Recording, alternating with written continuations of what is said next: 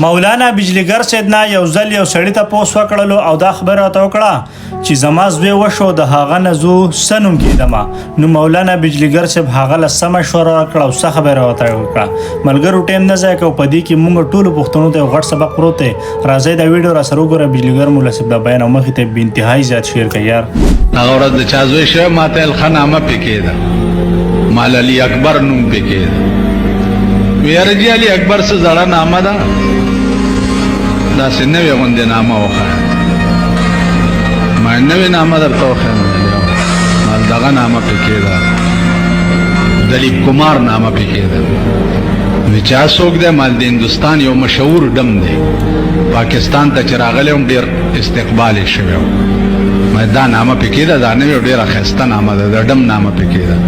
زه خدای دې د دغه زوی سر کپ په خوله کچې دا تا راوړی دی، ورکېږه. علي اکبر وایي زړه نامه ده.